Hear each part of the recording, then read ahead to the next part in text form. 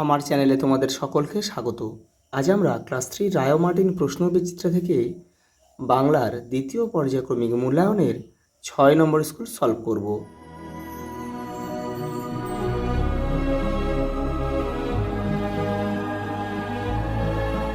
দেখো প্রথম প্রশ্ন, কাঠবিড়ালির বউ আসল কথাটা বলতে গিয়ে কেঁদেই ফেললো চিকচিক করে।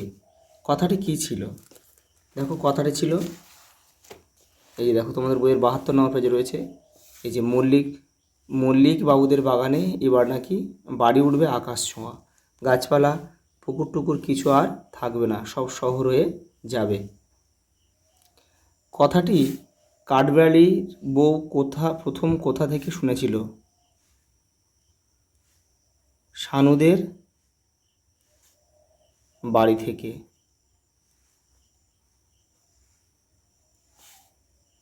সেখানে ঝড়ঝাপটা তেমন সুবিধা করতে পারলো না। কোথায় এবং কেন ঝড়ঝাপটা সুবিধা করতে পারলো না? তোমাদের বইয়ের 83 নম্বর পেজে রয়েছে। দেখো এই দেখো, ঘন বনের মধ্যে একসঙ্গে অনেক গাছ, ফাঁকা জায়গা কম, তাই সেখানে ঝড়ঝাপটা তেমন সুবিধা করতে পারলো না। শুধু গাছের কয়েকটা ডাল ভেঙে পড়লো, বনের পরীদের বাড়ি বেঁচে গেল। পরেরটা দেখো, বোধোদয় বইটি কার লেখা? ঈশ্বরচন্দ্র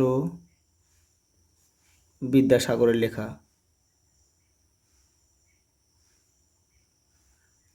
হিংসুটি দিদির খাবারের দিকে তাকিয়ে কাঁদল কেন? কারণ দিদির রস মুন্ডিটা তার চেয়ে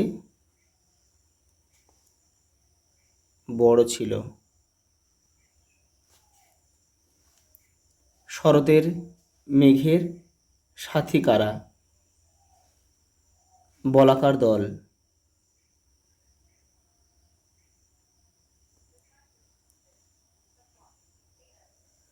তারা কেমনভাবে যায়? তারা পারিজাত হারের মতো।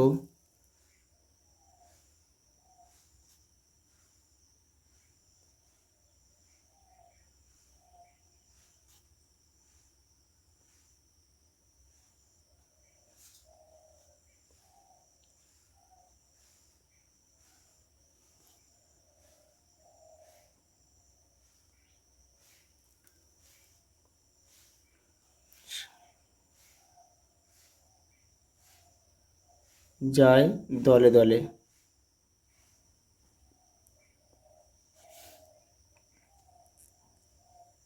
কে সোনার নাম রেখেছিল নদী মাতৃকা? স্কুলের সংস্কৃতের দিদিমণি।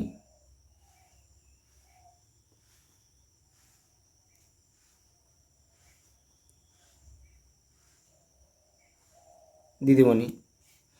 এই নামের অর্থ কী? নদী যার মায়ের মতো।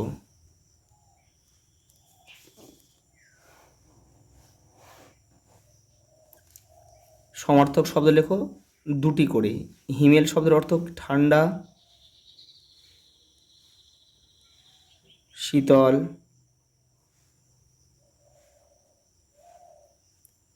বন। অরণ্য,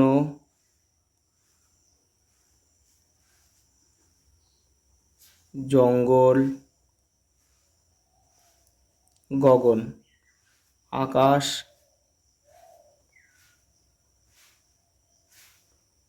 অম্বর,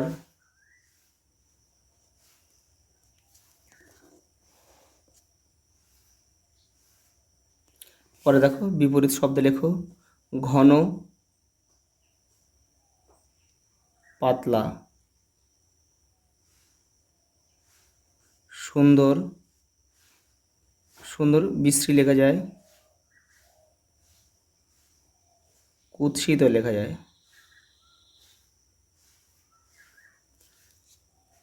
গভীর, অগভীর।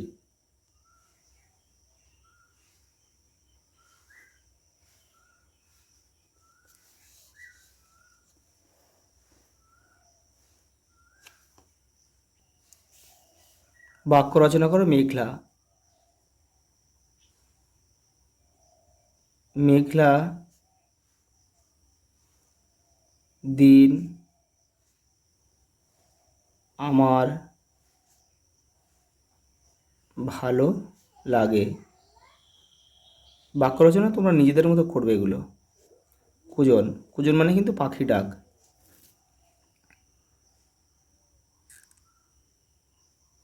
সকালে পাখির কুজনে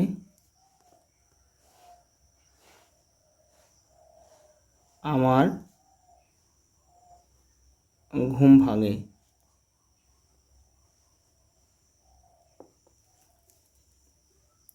এক কথায় লেখো, দেখো, নামাজ পড়ার জন্য আহ্বান ধ্বনি, আজান।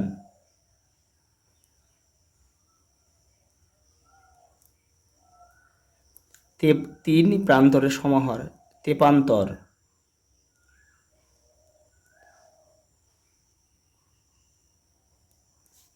রূপকথার রূপকথার কল্পিত সুন্দরী মেয়ে, এটা হবে পরী।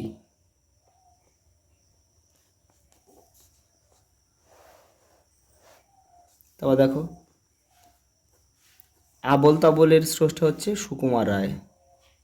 পরীদের বনে ঝড় উঠল বর্ষা রাতে।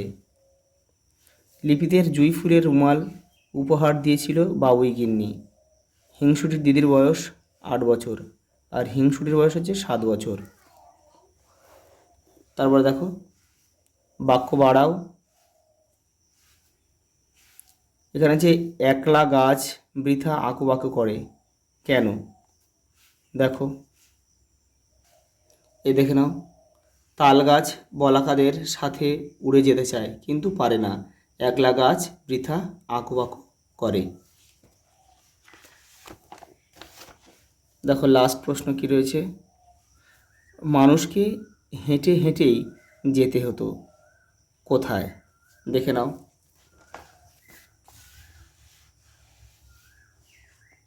এই দেখো,